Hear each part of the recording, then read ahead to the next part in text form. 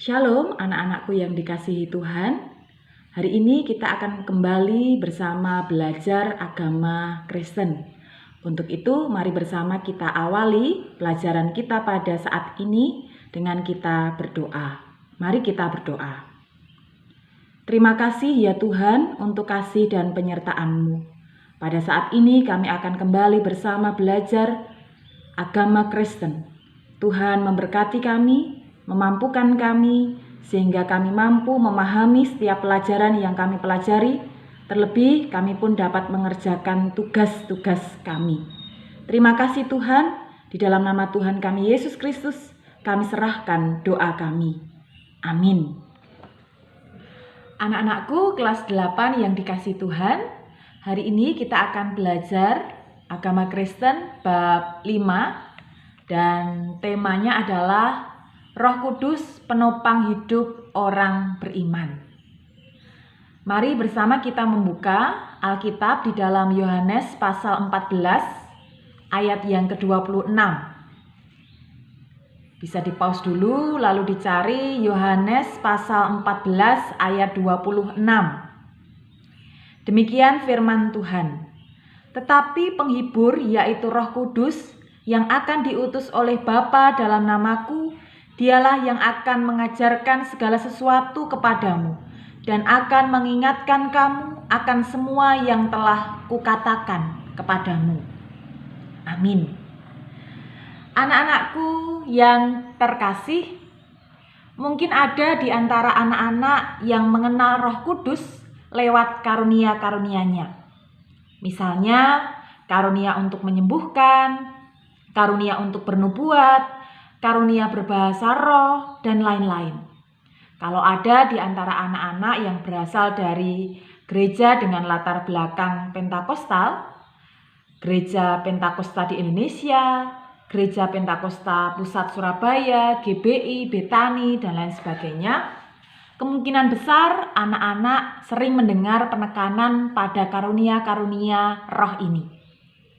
Kadang ada orang yang menuduh bahwa gereja-gereja yang tidak menekankan karunia-karunia ini berarti gereja-gereja itu tidak mempunyai Roh Kudus. Padahal dalam 1 Korintus pasal 13, Rasul Paulus menjelaskan bahwa ada yang lebih tinggi dan lebih penting daripada semuanya itu. Apa anak-anak? Yaitu iman, pengharapan, dan kasih.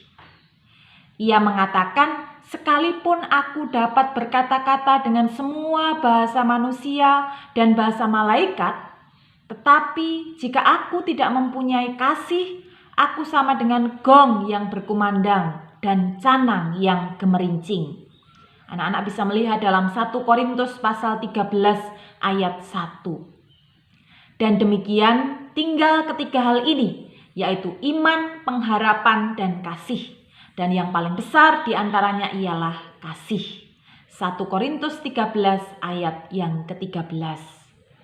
Apabila karunia yang terbesar adalah kasih, maka kasih pun seharusnya menjadi ciri yang paling menonjol dalam kehidupan setiap gereja dan setiap orang yang percaya. Apakah di dalam keluarga atau di dalam gerejamu ada kasih?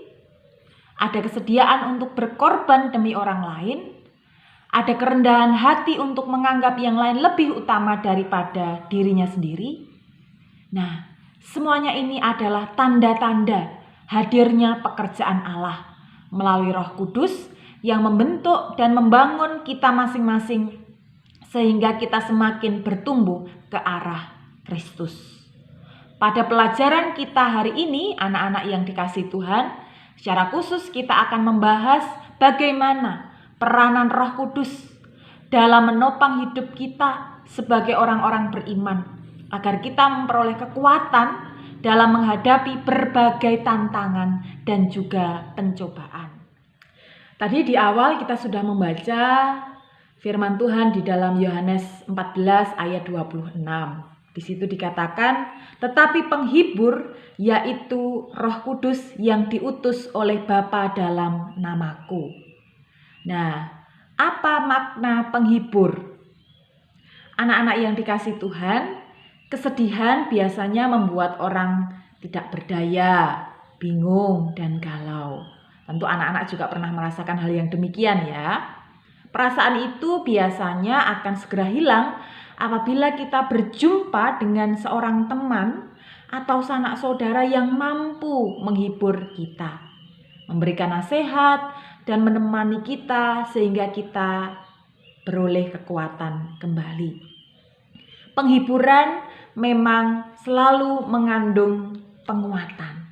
Nah, jadi anak-anak yang terkasih dalam Tuhan dapat disimpulkan bahwa Roh Kudus itu juga berperan datang memberikan penghiburan, memberikan kekuatan bagi setiap kita yang mengalami kesedihan, duka cita, dan lain sebagainya.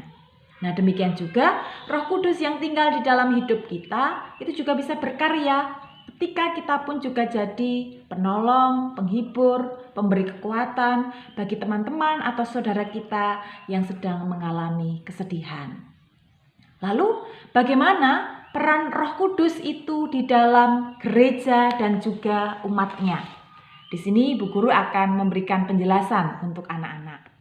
Dalam kehidupan bergereja, kita tentu tahu bagaimana gereja kita ada sampai saat ini. Mulai dari awal perjuangan para misionaris, pembawa kabar berita Injil, sampai gereja kita bisa berdiri. Dan juga ada sampai saat ini. Itu pun juga merupakan berkat peranan yang diberikan oleh Tuhan melalui Roh-Nya yang kudus. Bagaimana Tuhan memimpin para pelayan-pelayannya, bagaimana Tuhan memimpin umatnya, warga jemaatnya, sehingga gereja ada sampai hari ini. Anak-anakku, Tuhan Yesus berjanji kepada murid-muridnya bahwa Ia akan mengutus Roh Kudus sebagai penggantinya. Roh Kudus, Roh penghibur, inilah yang akan mendampingi murid-murid Tuhan dari masa gereja perdana bahkan sampai sekarang ini. Kehidupan orang-orang Kristen yang setia kepada Yesus Kristus yang tercatat di sepanjang masa menunjukkan bagaimana orang-orang Kristen dan gereja mampu bertahan dalam berbagai macam tekanan, penderitaan yang berat karena pendampingan dan penguatan dari Roh Kudus. Di masa kini, kita juga dapat menyaksikan pendampingan Roh Kudus lewat perubahan hidup di kalangan umat dan pertumbuhan gereja di berbagai tempat di seluruh dunia. Nah, demikian anak-anak penjelasan dari Bu Guru mengenai bab 5 dengan tema Roh Kudus penopang hidup orang beriman. Nah, sekarang saatnya bagi anak-anak untuk menyiapkan diri dalam mengerjakan tugas-tugas yang akan diberikan oleh Bu Guru. Tugas yang pertama adalah, menurutmu siapakah Roh Kudus itu? Dan apa peranannya dalam kehidupan orang Kristen? Tuliskan dan jelaskan. Lalu yang kedua, sebutkan beberapa contoh pekerjaan Roh Kudus yang dapat kamu temukan di dalam Alkitab. Jadi disebutkan kamu menemukan di ayat mana. Minimal kalian mencari 3 peranan Roh Kudus yang ada di dalam Alkitab. Lalu yang ketiga, sebutkan contoh peranan Roh Kudus yang dialami secara nyata oleh gereja kalian masing-masing. Kalian bisa menyebutkan 4 peranan nyata Roh Kudus yang dialami, diterima oleh gereja di tempat kalian. Demikian anak-anak penjelasan dan tugas kelas 8 bab 5. Tugas ini ditulis di kertas folio menggunakan pulpen berwarna hitam. Tetap semangat belajar, mengerjakan tugas dengan baik, dan nanti saat pengumpulan dikumpulkan tepat waktu. Demikian, terima kasih. Tuhan Yesus memberkati kita. Shalom.